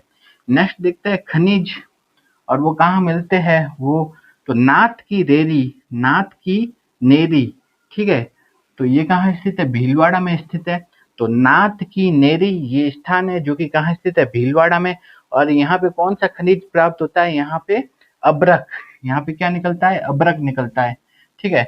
तो नाथ की नेरी ये किसके लिए प्रसिद्ध है? ये है अब्रक के लिए प्रसिद्ध है। और कहाँ स्थित है? भीलवाड़ा में। इंपॉर्टेंट है। तो नाथ की नेरी कहाँ है? भीलवाड़ा में। और किसके लिए प्रसिद्ध है? अब्रक के लिए। तो नेक्स्ट है काला खूटा, लीलवानी, तलवाड़ा, ये सभी स्थान कहाँ स्थित है? बांसवाड़ा में स्थित है। और यहाँ पे कौन से खनिज का खनन होता है? वो है मैंगनीज। यहाँ पे कौन सा खनिज का खनन होता है? मैंगनीज का। तो काला खूटा, लीलवानी, तलवाड़ा कहाँ स्थित है? बांसवाड़ा में। और यहाँ पे कौन से खनिज का खनन होता है? वो है मैंगनीज। नेक्स्ट है खोदरीबा, थानागाजी, कुशलगढ़, सेनपरी, भगत का बास, ये सभी कहाँ स्थित है? अलवर में। तो खोदरीबा, थानागाजी, कुशलगढ़, सेनपरी, भगत का बास ये सभी है अलवर में। और यहाँ पे कौन से खनिज का खनन होता है? वो है तांबे का। यहाँ पे किसका खनन होता है? तांबे का। नेक्स्ट है रामपुरा अगूचा तथा गुलाबपुरा, ये कहाँ स्थित है? भीलवाड़ा में स्थित है। और यहाँ पे किसका खनन होता है? सीसा जस्ता का। तो नाथ की नेरी कहाँ है? भीलवाड़ा में, अब्रक के लिए प्रसिद्ध है। काला खूटा, लीलवानी, तलवाड़ा कहाँ है? बांसवाड़ा में और मैंगनीज के लिए प्रसिद्ध है। खोदरीबा, थानागाजी, कुशलगढ़, सेनपरी तथा भगत का बास ये कहाँ है? अलवर में और ये तांबे के लिए प्रसिद्ध है। रामपुरा अगुचा तथा गुलाबपुरा कहाँ है? भीलवाड़ा में और ये सीसा जस्ता के लिए प्रसिद्ध है। आरपीएससी द्वारा 2024 तथा 2025 में आयोजित परीक्षाओं में राजस्थान जीके के जो प्रश्न पूछे गए हैं उसको देखते हैं। सबसे पहले हम देखते हैं लेखक है और उनकी पुस्तकें हैं, उनको मैच करना है। तो सबसे पहले हम देखते हैं राव जेतसिरो छंद, ये किन्होंने लिखा? ये लिखा बिट्ठू सुजन है। तो राव जेतसिरो छंद लिखा बिट्ठू सुजन है। नेक्स्ट है गुण भाषा। गुण भाषा किन्होंने लिखी? हेम कवि ने। गुण भाषा किन्होंने लिखी? हेम कवि ने। नेक्स्ट है जो राज रूपक है, राज रूपक किन्होंने लिखा? वो लिखा वीर भाण ने। राज रूपक लिखा वीर भाण ने। नेक्स्ट है कि सूरज प्रकाश, सूरज प्रकाश किसने लिखा? वो लिखा कर्णिदान ने। तो ये पुस्तकें हैं और इनके जो लेखक हैं उनको मैच किया हुआ है। तो नेक्स्ट हम देखते हैं आगे चित्तौड़ के जो समाधीश्वर मंदिर का निर्माण का जीर्णोद्धार करवाकर मध्यकालीन तक्षण कला को जीवित रखा। किन्होंने रखा था? तो मेवाड़ के शासक का नाम बताइए जिसने चित्तौड़ के समाधीश्वर मंदिर का जीर्णोद्धार करके पूर्व मध्यकालीन तक्षण कला को जीवित रखा। वो थे मोकल, राणा मोकल थे, उन्होंने समाधीश्वर मंदिर का जीर्णोद्धार करवाया था। नेक्स्ट है बीकानेर के महाराजा राय सिंह ने राय सिंह महोत्सव ग्रंथ के आरंभ में राव सिंहा से लेकर राय सिंह तक की वंशावली किस भाषा में लेखबद्ध है? तो राय सिंह महोत्सव है ये ग्रंथ है, इसमें जो वंशावली है वो कौन सी भाषा में लिखी गई है? संस्कृत भाषा में लिखी गई है। नेक्स्ट है जयपुर के किस शासक द्वारा राजपूत जाति में विवाह एवं श्राद्ध प्रथा पर व्यय को कम कर दिया गया? वो कर दिया गया सवाई जयसिंह। सवाई जयसिंह ने विवाह और श्राद्ध प्रथा पर जो व्यय है उसको कम किया। नेक्स्ट है लालदासी संप्रदाय के संस्थापक, उनका तीर्थ स्थान कौन सा है? तो लालदासी संप्रदाय का जो तीर्थ स्थान है वो है नगला। कौन सा है? नगला। नगला क्या है? लालदासी संप्रदाय का तीर्थ स्थान है। देवनारायण जी के भजन गाते समय किस वाद्य यंत्र का प्रयोग किया जाता है? वह जंतर। देवनारायण जी के भजन गाते समय जंतर वाद्य यंत्र बजाया जाता है। नेक्स्ट है कि निम्न में से कौन से राजस्थान के क्रांतिकारी राव गोपाल सिंह खरवा के सहयोगी थे? तो राव गोपाल सिंह खरवा के जो सहयोगी थे वो कौन थे? दामोदर दास राठी, केसरी सिंह बारठ, रास बिहारी बोस, सचिंद्र नाथ सान्याल। ये सभी क्रांतिकारी राव गोपाल सिंह खरवा के सहयोगी थे ये सभी। नेक्स्ट, राजपूताने में प्रचलित प्राचीन लिपि का नाम क्या था? तो राजपूताने में कौन सी प्राचीन लिपि चलती थी? वो है ब्राह्मी। कौन सी? ब्राह्मी। नेक्स्ट है, विष्णुई संप्रदाय के प्रवर्तक जम्बो जी का निधन कहाँ हुआ? तो जम्बो जी का निधन हुआ था, वो हुआ था तालवा में। कहाँ? तालवा में हुआ था जम्बो जी का निधन। नेक्स्ट हम देखते हैं आगे, निम्न में से कौन सा ठिकाना मेवाड़ की चित्रांकन शैली का केंद्र नहीं था? तो वो है बर। बर है ना, मेवाड़ की चित्रांकन शैली का केंद्र नहीं था, नहीं। ठीक है। नेक्स्ट है, विजय सिंह पथिक को 1915-16 में बिजोलिया किसान आंदोलन का नेतृत्व करने के लिए निवेदन करने वाले व्यक्ति कौन थे? तो बिजोलिया किसान आंदोलन का नेतृत्व करने के लिए विजय सिंह पथिक को आमंत्रित किया था, वो किया था साधु सीताराम दास ने आमंत्रित किया था। नेक्स्ट है, तुलसा भील राजपूताना के किस स्वतंत्रता सेनानी के संदेशवाहक थे? तो तुलसा भील जो संदेशवाहक थे वो थे किसके? विजय सिंह पथिक के। तो तुलसा भील संदेशवाहक थे किनके? विजय सिंह पथिक के। नेक्स्ट है, ओजियाना पुरातत्व स्थल में खुदाई में निम्न में से कौन सा सत्य है? तो तांबे की चूड़ियां और तांबे की शैल अंगूठी और मादलिया उल्लेखनीय आभूषण प्राप्त हुए हैं। ये कथन इसका सही है। नेक्स्ट है, राजस्थान में अनुप्रस्थ बालू का स्तूप कहाँ मिलते हैं? एक तो मिलते हैं बीकानेर के पूगल में और गंगानगर के सूरतगढ़ में। तो इन दोनों स्थानों पर ये क्या मिलते हैं? अनुप्रस्थ बालू का स्तूप। ए और बी सही है। तो ए और बी सही है, तो आंसर हो जाएगा फोर्थ, ए और बी। तो अनुप्रस्थ बालू का स्तूप मिलता है बीकानेर के पूगल में और गंगानगर के सूरतगढ़ में। नेक्स्ट है, रॉक फॉस्फेट। रॉक फॉस्फेट कहाँ मिलता है? वह है जामरकोटड़ा में। तो जामरकोटड़ा किसके लिए प्रसिद्ध है? रॉक फॉस्फेट के लिए। नेक्स्ट है, जनगणना 2001 से 2011 के बीच में राजस्थान में बाल लिंगानुपात में अंतर क्या था? तो 2001 है, उसमें राजस्थान का बाल लिंगानुपात था 909। 2001 में तो बाल लिंगानुपात था 909 और 2011 में बाल लिंगानुपात हो गया 888। तो 2001 से 2011 के बीच में जो बाल लिंगानुपात में अंतर कितना आया? वो आया 21 का। 21 की कमी हो गई। ठीक है। तो 2001 में तो बाल लिंगानुपात ज़्यादा था, कितना था? 909 था। और 2011 में बाल लिंगानुपात हो गया वो कम हो गया, कितना हो गया? 888 हो गया। तो बाल लिंगानुपात में कितनी कमी आई? वो आई 21 की कमी आई। नेक्स्ट हम देखते हैं, निम्न में से कौन सा सुमिलित नहीं है? रेवरीना मृदा गंगानगर में, बिल्कुल सही है। जिप्सी फेरस मृदा कहाँ मिलती है? बीकानेर में। सिरोजेम मिट्टी है हनुमानगढ़ चूरू में नहीं मिलती, ये कथन गलत है। तीसरा कथन गलत है। स्लेटी मिट्टी कहाँ मिलती है? जालोर पाली में, ये भी सही है। तो इसमें गलत कथन पूछा था, तो आंसर होगा थर्ड। आंसर क्या होगा? थर्ड, सी। नेक्स्ट हम देखते हैं, 2011 की जनगणना के अनुसार राजस्थान के निम्नलिखित किन जिलों में जनसंख्या घनत्व 401 से 500 के बीच में था? तो 401 से 500 के बीच में जो जनसंख्या घनत्व वाले जिले हैं वो कौन है? अलवर और दौसा। अलवर का है 438 और दौसा का है 476। और जबकि भरतपुर का 503 हो जाता है और धौलपुर का 398 है 400 से कम में। तो 401 से 500 के बीच वाले जिले कौन से हैं? अलवर और दौसा। तो राजस्थान में से दो जिले हैं जिनका की जनसंख्या घनत्व 500 से अधिक है। एक तो आ गया जयपुर और दूसरा भरतपुर, ये दो रहते हैं। नेक्स्ट है, बंद बारेठा और मोती झील, ये दोनों कहाँ स्थित है? भरतपुर में। बंद बारेठा और मोती झील कहाँ है? भरतपुर में। बूंदी जिले से प्रवाहित होने वाली नदियाँ कौन सी है? कुराल, मेज, घोड़ा और पछाड़। तो बूंदी जिले से जो प्रवाहित होने वाली नदियाँ है कुराल, मेज, घोड़ा और पछाड़।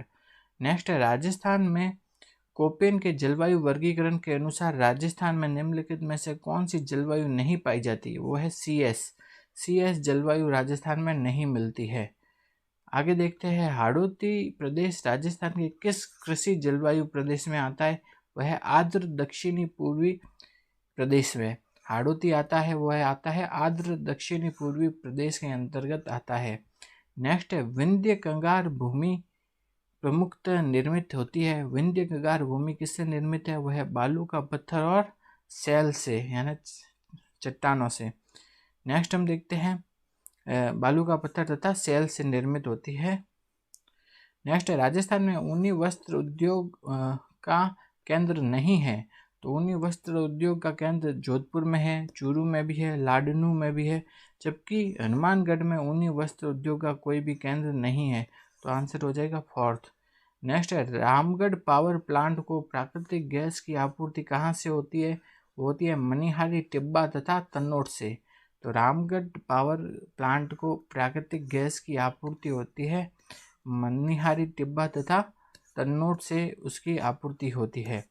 नेक्स्ट हम देखते हैं, कौन सा एकमात्र ग्रंथ यह दावा करता है कि पृथ्वीराज चौहान है इनकी मृत्यु तराइन के युद्ध में हुई थी? तो ऐसा कौन सा ग्रंथ है जो ये दावा करता है? उस ग्रंथ का नाम है विरुद्ध विधि विध्वंस। क्या नाम है? विरुद्ध विधि विध्वंस। नेक्स्ट हम देखते हैं अगला प्रश्न। अगले प्रश्न में कहा गया कि 1935 के अधिनियम को प्रांतों में कब से लागू करने की घोषणा की गई थी? तो 1 अप्रैल 1937 से। 1935 के अधिनियम को प्रांतों में लागू किया गया 1 अप्रैल 1937 से। नेक्स्ट है कि आगे देखते हैं, मारवाड़ परगनारी विगत के रचनाकार कौन थे? वो थे मुहणोत नैन्सी। मारवाड़ परगनारी विगत के रचनाकार कौन थे? वो थे मुहणोत नैन्सी। नेक्स्ट अगला प्रश्न देखते हैं। अगले प्रश्न में क्या कहा गया है? रियासतकालीन अड़सट्टा क्या है? तो अड़सट्टा किसको कहते थे? वह जयपुर राज्य के परगनों की आय व्यय का जो रिकॉर्ड होता था ना, उसे क्या कहते थे? अड़सट्टा। नेक्स्ट है, 1856 में AGG का मुख्यालय अजमेर से स्थानांतरित कर दिया था। कहाँ पे स्थानांतरित किया था? माउंट आबू में। और वो कब स्थानांतरित किया था? 1856 में। नेक्स्ट है, बिजोलिया किसान आंदोलन में कब किसानों ने अशिक्षित जोतों से त्यागपत्र देना प्रारंभ किया था? तो अशिक्षित जोते हैं उनसे त्यागपत्र दिया था 1927 में। किसानों ने बिजोलिया किसान आंदोलन में जो अशिक्षित जो जोते हैं उनसे त्यागपत्र दिया था। कब दिया था? 1927 में दिया था त्यागपत्र। नेक्स्ट हम आगे देखते हैं अगला प्रश्न। अगले प्रश्न में देखते हैं, ब्रिटिश संधि पर हस्ताक्षर के समय कोटा के प्रशासक कौन थे? वो थे जालिम सिंह झाला। ब्रिटिश संधि पर हस्ताक्षर किए उस टाइम कोटा के जो प्रशासक थे वो थे जालिम सिंह झाला। नेक्स्ट है, गांधी जी के संदेश अनुसार मोतीलाल जो तेजावत थे उन्होंने अपने आप को पुलिस के समक्ष कब समर्पित किया था? वो किया था 4 जून 1929 को। तो तेजावत जी थे, उन्होंने अपने आप को पुलिस के समक्ष समर्पित कब किया था? वो किया था 4 जून 1929 को। और किसके कहने पे? गांधी जी के कहने पे। नेक्स्ट है, सामीप्य मुक्ति किससे संबंधित है? उनका संबंध है मीराबाई से। सामीप्य मुक्ति का संबंध है मीराबाई से। नेक्स्ट है, मैं ऐसे 10 किलो को भी मुसलमान के एक बाल के बराबर महत्व नहीं देता। ये किसने कहा था? ये कहा था जलालुद्दीन खिलजी ने कहा था और रणथंभौर दुर्ग के बारे में कहा था। तो जलालुद्दीन खिलजी ने और रणथंभौर दुर्ग के बारे में ऐसा कहा था। नेक्स्ट है, लावा जिसे ब्रिटिश द्वारा 1867 में पृथक ठिकाने के रूप में मान्यता दी थी, उसे वो पहले किस राज्य पर आश्रित था? वो था टोंक। टोंक में ही था लावा ठिकाना, जिसे बाद में अलग ठिकाने के रूप में मान्यता दे दी गई थी। तो लावा किस में था? पहले टोंक में। नेक्स्ट है, 1857 में जोधपुर महाराजा तख्त सिंह ने किसके आदेश से अपने राज्य की अश्वारोही सेना अजमेर भेजी थी? तो तख्त सिंह थे, महाराजा तख्त सिंह। उन्होंने अपने राज्य की जो अश्वारोही सेना है वो अजमेर भेजी थी। वो किसके आदेश पर भेजी थी? वो भेजी थी मैक मैसन के आदेश पे उन्होंने अजमेर भेजी थी। नेक्स्ट है राजस्थान के आधुनिक इतिहास लेखन का जनक किन्हें माना जाता है? वो माना जाता है जेम्स टोड को। वो किन्हें माना जाता है? James Tod. नेक्स्ट है महाराणा प्रताप ने चावंड में अपनी राजधानी की स्थापना कब की थी? तो महाराणा प्रताप ने चावंड को अपनी राजधानी बनाया था 1585 में। तो 1585 में बनाया था। नेक्स्ट है बिहार में मान सिंह ने निम्नांकित में से किन शासकों को पराजित करके मुगल सत्ता की अधीनता स्वीकार करवाई थी? वह पूरनमल और संग्राम सिंह। तो मान सिंह थे, उन्होंने बिहार में कौन से शासकों को पराजित किया? वह पूरनमल और संग्राम सिंह को पराजित किया था। अगला प्रश्न हम देखते हैं कि भील शिक्षा के लिए खडलाई आश्रम की स्थापना किन्होंने की थी? तो खडलाई आश्रम है उसकी स्थापना की थी माणिक्यलाल वर्मा ने। तो खडलाई आश्रम की स्थापना की थी किन्होंने की थी? माणिक्यलाल वर्मा ने की थी। नेक्स्ट हम देखते हैं मारवाड़ लोक परिषद का 1942 में लाडनू में तीसरा वार्षिक अधिवेशन हुआ था। उनके अध्यक्ष कौन थे? वो थे रणछोड़ दास गट्टानी। तो मारवाड़ लोक परिषद के जो तीसरा जो अधिवेशन हुआ था कहाँ? लाडनू में। उसके अध्यक्ष थे रणछोड़ दास गट्टानी। नेक्स्ट है मुगल दरबार में किन राजपूत शासकों के कारण औरंगजेब राजपूता ने प्रतिक्रियावादी नीति नहीं अपना पाया था? तो कौन से राजपूत शासकों के कारण औरंगजेब प्रतिक्रियावादी नीति नहीं अपना पाया था? उसका आंसर है, एक तो थे जय सिंह और दूसरे थे जसवंत सिंह। इन दोनों के कारण नहीं कर पाया। तो आंसर हो जाएगा सेकंड और फोर्थ। आगे देखते हैं राजस्थान के सिरोंज क्षेत्र निम्नलिखित में से किस राज्य में विलय किया गया था? तो सिरोंज का जो विलय किया गया था वो कहाँ किया गया था? एमपी में। तो सिरोंज का विलय है ना कहाँ किया गया था? वो किया गया था एमपी में किया गया था।